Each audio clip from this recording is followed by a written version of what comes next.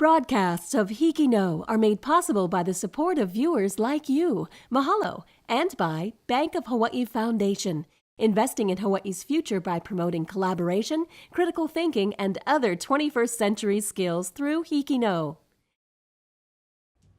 Aloha, I'm Chiefess Kamakahelei, a 2014 HIKI NŌ graduate from Kamehameha Schools Kapalama.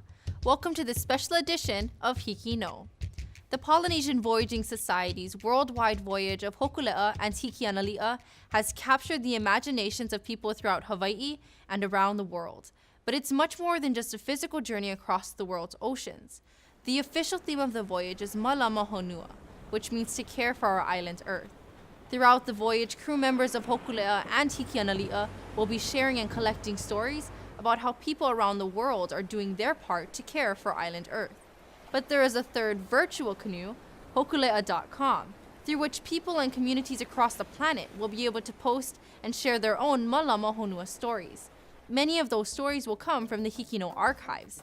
So let's take a look at some of the ways Hawaii's young people are doing their part to take care of our island Earth. With HIKI NŌ, focus on Malama Honua.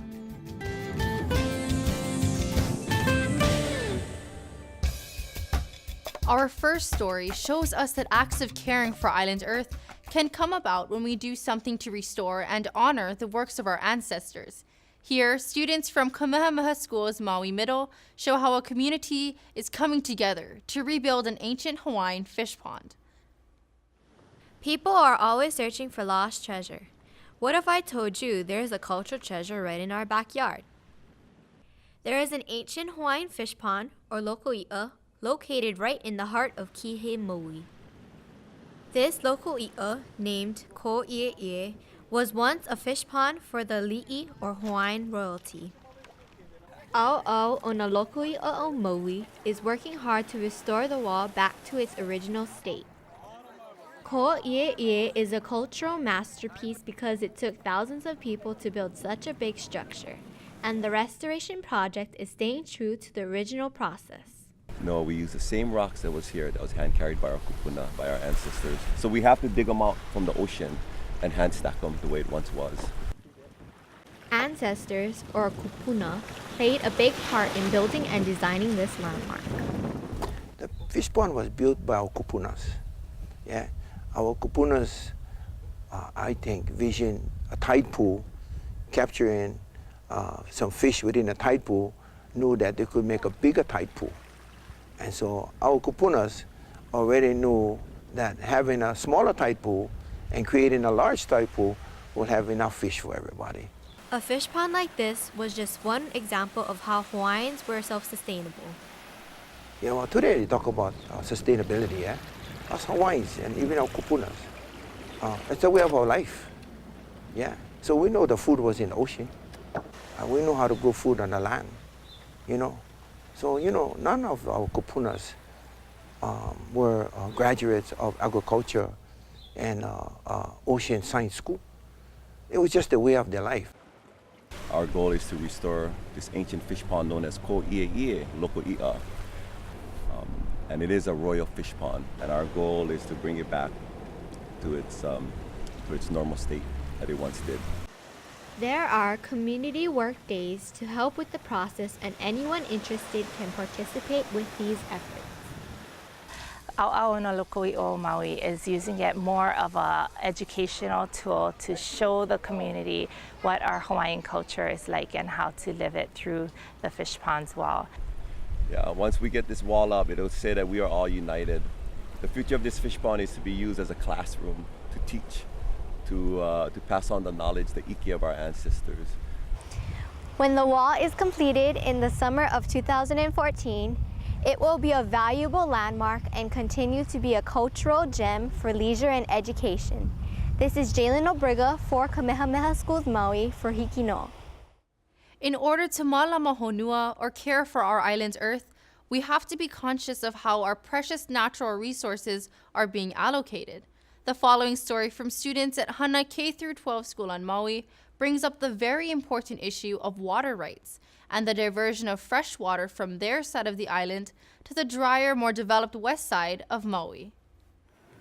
He ui, he ni nau, e ui akua nau ya oi, ai I hea ka vai a kai. According to Ali Murakami, litigation director for the Native Hawaiian Legal Corporation, an average of 166 million gallons of water is being diverted from East Maui every day to the more populated and developed parts of this island for their drinking and irrigating purposes. The loss of valuable water creates a problem for the people of East Maui. Many of them depend on the water for their livelihood. When I was a kid, I would help my mom and dad in the taro patch. I had to go and pull the taro, cut the taro, cook it, clean it, and pound it. Having that responsibility made me feel good inside. We would play on the banks, there's banks around the taro patches, and then we would run, and I would just jump into the taro patch, just jump into the mud, and it was a lot of fun. If you think about water and what it does to the land, it gives life to the land, and that's what Kane does. And so if we don't have that water and we don't have that reproduction, then there's no life. So it's very, very important to Hawaiian culture.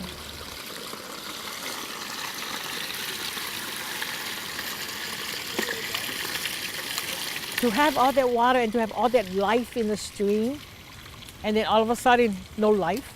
Because before it was like we would catch goldfish or opu, opai, and then when all the water was taken and depleted from the river, we didn't have any more. Water flowing to the ocean is very important. That's like an estuary where the fresh water meets the ocean is where all the fish come to breed, because all the river brings down all the nutrients that feeds the limu. So that starts the whole cycle of life for the ocean. So if you take that away, you're going to greatly reduce your fish populations. Now we're not able to sustain ourselves in a natural way anymore. What would make me happy is when I stand on the lookout and see all the taro open, the taro patches, the way it used to be. So right now it's all grass. But I'd be really happy if somebody opened it. The people of East Maui have hope for the future, but where will they be without the most basic element of life? Like their ancestors, the question is still being asked, where are the waters of Kane? This is Jorah Tolentino Smith for Hana K-12 School for HIKI NŌ. Taking care of our island's earth takes compassionate cooperation between people of different cultures. Even when they speak different languages, people who are compassionate about coming together for the common good will figure out ways to communicate with one another. The following story from Chiefess Kamakahelei Middle School on Kauai is a prime example of compassionate, cooperative communication.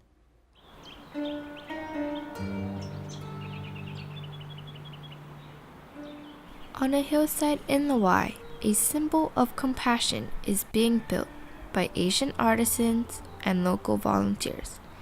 It's modeled after a 13th century traditional hand-carved Japanese building. There are special artisans from Asia who have come over to help us with the creation of this building, which is no nails, and it has all interlocking wood pieces. What's absolutely beautiful is that, as you can see with the volunteers here, it is built purely with the compassion from their hearts. Right now we have 85 volunteers helping to make this happen. It'll soon be over 100 in a very short time. So in the act of creating this hall of compassion, every hand that touches the wood is in pure kindness of the heart. At the start of construction, the project faced a huge, unexpected problem. The master artisan was supposed to come over with his apprentices and was not able to. And because of that, he has adopted local volunteers from Kauai to be his apprentices to help with the creation of this building. Usually the wisdom and knowledge is passed on from one generation master to the next generation master, from the heart of the master to the heart of the apprentice. And because his apprentices are not with him, he is now passing it on to the volunteers. This project hasn't been easy, and the team has faced many challenges. It's lots of fun, but quite a challenge, because it's a very different type of construction. None of the contractors here know how to do it, so we have to have help from Taiwan and Japan to tell us how the pieces fit together, which ones to put on first. Part of the group is Taiwanese and the other is Japanese. We need to speak Mandarin or Japanese, and they don't speak English. Much worse, they don't speak between themselves. So we always have to try to get interpreters to tell us what they want. And sometimes even the interpreter or the translator will translate it wrong. So it's quite a challenge to do this.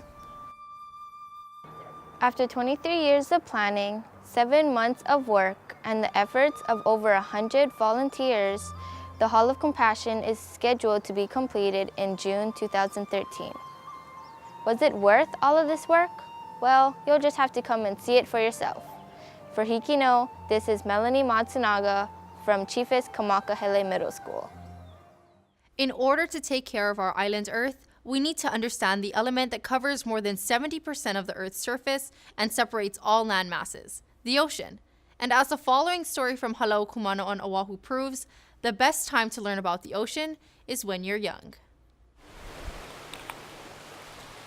Naauao means the children of the sea. Naauao is also a local non-profit organization founded by professional surfer and longtime Akaha resident Dwayne DeSoto. Kamehameha is a nonprofit that my wife and I founded with some friends to bring ocean education to the keiki around Hawaii. Kamehameha runs ocean clinics around the island of Oahu every second Sunday of the month. Parents sign up keiki for 2 hours of activities related to the ocean. Volunteers sign up to help keiki become comfortable with being in the ocean. During the ocean clinic, keiki rotate through 5 different stations: shaping Hawaiian wooden surfboards, stand-up paddleboarding, learning about ocean safety signs with the lifeguard, taking a ride on a canoe, and learning about the Northwest Hawaiian Islands and bigger environmental issues.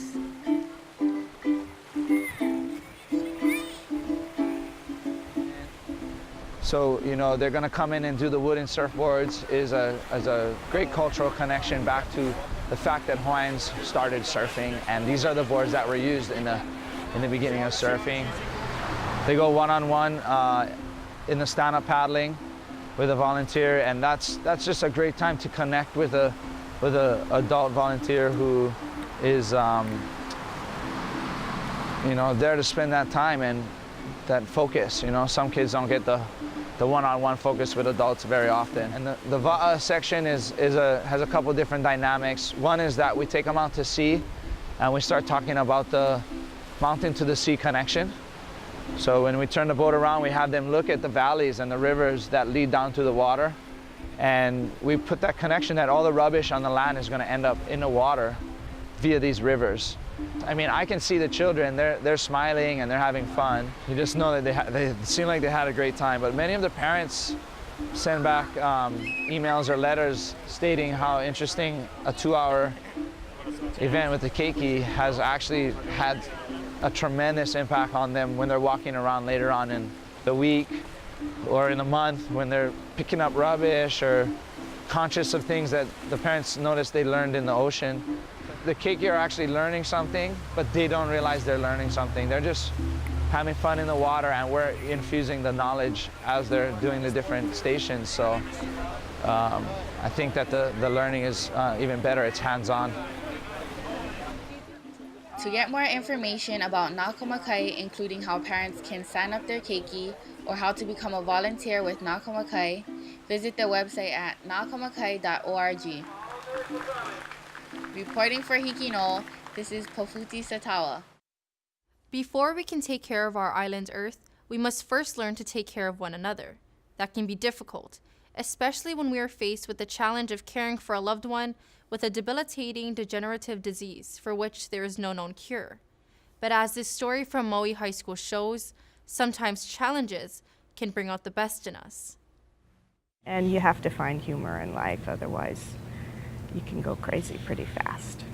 For Maui resident Miss Martha Watkins, finding humor while caring for her mother keeps her sane. Such pretty hair, Mom. In 2010, 87-year-old Beth Snyder Watkins was diagnosed with Alzheimer's. I just started noticing that she wasn't, being as good about taking the pills. She was forgetting things. There's areas that are affected by the disease that impair thought and memory. What we notice first is that it's short-term memory. Alzheimer's, a form of dementia, kills brain cells causing loss of memory and unpredictable actions. She said things like, "Oh, that's such a nice battery on the top of that pole," or "That man has a nice battery on his head." So there are moments of fun. After short-term memory loss and repetition, patients often regress back to their childhood. She's that teenager who wants her mom and dad. She wants to go home. And so not realizing that home and her parents are past. As the disease progresses, their ability to interact with others worsens. The hardest part of the whole thing, besides just watching somebody so intelligent lose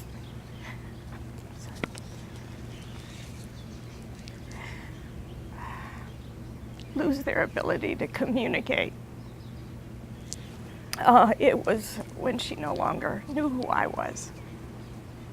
So essentially, I lost my mother at that point. According to the Alzheimer's Association, there are 5.4 million Americans living with Alzheimer's. These numbers are expected to rise to 6 million by 2020. I get it. It's okay. Let's keep that on so that you stay warm, Mom, because you're cold. Taking care of an Alzheimer's patient is difficult. Caregivers often feel guilt, anger, and stress. To lighten the load, experts suggest a new way of looking at life. You enter their world. That's an important thing to say about Alzheimer's. You join their world. You don't try to make them adapt to your world anymore. Currently, there are no proven preventions or cures for Alzheimer's, but certain medications help slow down its effects. For the caregivers, finding comedy in life can help relieve some of the stress.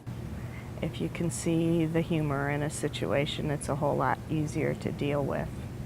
And yeah, it's very, very, very important to get those moments of happiness. This is Rachel Andrada from Maui High School for HIKI NŌ. Yes, you do. All right. Noah's Ark is one of the oldest and most dramatic metaphors for island's Earth. But picture an ark in which every animal had some sort of disability that required the loving attention of a compassionate caregiver, and you'll understand the true meaning of the word malama, expressed in the following story by students from Kamehameha Schools Maui High. Hidden away on a 2-acre parcel in Haiku, Maui, lays the home of Sylvan Schwab and his guests. But they are not your typical guests. They are all orphans or injured animals. East Maui Animal Refuge, this is Sylvan. Can I help you? The East Maui Animal Refuge, more affectionately known as the Boo Boo Zoo, is home to over 50 cats, 50 birds, 25 deer, 16 goats, 2 horses, 2 pigs, 1 cow, and an endless amount of fowl. I can't think of any animal that is on the island that we have not had here at one time or another, because we take in anything if it's in a life-threatening situation. Each animal comes to the refuge with a story, some more interesting than others, such as the case of Baby, the blind cow. She was born blind, which is why we took her in. She was already named Baby when she came, along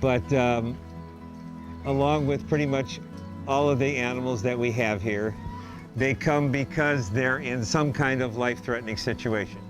This is Gabriel. Gabriel is our oldest goat. As you can see, he's really scrawny. because if he was a person, he'd be about 95 years old. And Gabriel came because he was attacked as a little goat by dogs, and his neck was torn open and his ear was split. So Gabriel's been here since he was a little guy. So what motivates a person to turn their home into an animal sanctuary? Well, it turns out that the animals aren't the only ones with a special story. We started out just doing this because when I met my wife, Susie, I found out shortly after I met her that she had cancer and that it was not treatable through allopathic medicine on the mainland. So she basically came to Maui to die. And part of her treatment was occupational therapy to have a drive to survive. So when I found out she had cancer, I started collecting sick little critters for her. And that's how the Boo Boo Zoo started. And over 30 years now, it's evolved into this. And Susie has been clear of cancer for almost 30 years now. And now we've saved the life of the animals who in fact helped save her life. Even with Susie being cancer-free, the Schwabs continue to share their home and give their love unconditionally to injured and unwanted animals. Recently, Sylvan was denied a renewal of his wildlife rehabilitation permit. Sylvan and the Department of Land and Natural Resources are currently working together to resolve these problems, so the Boo Boo Zoo can and will continue its mission. But we still have this need to care for animals, and we established the Boo Boo Zoo as a no-kill facility. We're gonna work it out. One way or another, we have to work it out because we have to do what we do. We have to take care of animals in distress. Sylvan credits the animals for saving Susie's life, but one could say the credit goes both ways. No matter how you look at it, the Boo Boo Zoo is truly a home built with love. From the East Maui Animal Refuge in Haiku, Maui, I'm Nikki Davis reporting for HIKI NŌ. One way to ensure that we can Malama Honua, or take care of our island's earth, is to make the world a much smaller place. How is that even possible? Well, in the following story by students at Ka Waihona Naauao Public Charter School in West Oahu, a man is able to fit the entire world into Pokai Bay. There is generosity and goodwill. Following the wake of the original ambassador of Aloha, Duke Kahanamoku, Uncle George Kalilikane joins a select group of distinguished Hawaiians who have made global waves. Arriving at Pokai Bay before the sun peers over the Waianae mountain range, Uncle George begins another inspirational day spreading the Aloha spirit. Having lost over 30 pounds in 3 months, Uncle George credits stand-up paddling with not just the obvious health benefits, but perhaps more importantly, it opened his eyes to do the idea of sharing his passion for stand-up paddling by teaching others to do it for free. We met Uncle George a few years ago, and we actually thought he was selling surfboards. 2.5 years into this endeavor, he now calls the Bay of Dreams, Uncle George has shared his boards with over 2,800 people from around the world. I started paddling because I needed a way to lose weight. Basically, I was overweight Hawaiian that had some issues with my health. And because I grew up in the water, I wanted to get back to surfing waves. But at my size, at almost 300 pounds, I didn't think I could get on board that I could actually surf the regular way. Not only did Uncle George paddle away the pounds, but he also felt guided by a new current with a more purposeful direction. Well, after I lost the weight and started surfing with smaller boards, the enjoyment level went up, but also I was feeling blessed by just the opportunity to lose weight on the water. And I thought that was a gift that God gave me personally and it extended my life. So therefore, I used that gift to introduce stand-up paddling to other people by giving away stand-up lessons. The only thing he ever asked for in return? A sticker from the visitor's hometown. Yeah, what I've done is I've put together business cards with my mailing address.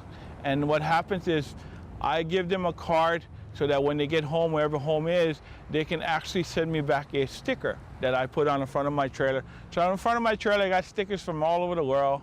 And it's kind of cool to say that, you know, somebody from that area came to Pokai Bay, which is out in Waianae, and through that process, the organization called Bay of Dreams was able to bless them with stand-up lessons.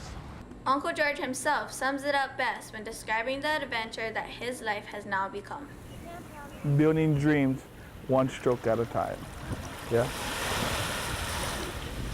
This is Kamehameha from Ka Waihona, Naauao, reporting for HIKI NŌ. I hope you've enjoyed watching these HIKI NŌ stories on the many different ways to care for our island's earth as much as I've enjoyed presenting them to you.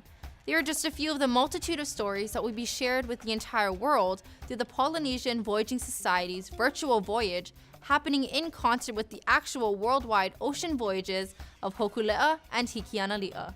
If you have a story or learning journey to share with the Polynesian Voyaging Society, visit hokulea.com or email info@pbshawaii.org for more information. And don't forget to tune in next week to PBS Hawaii for more proof that Hawaii students, HIKI NŌ, can do.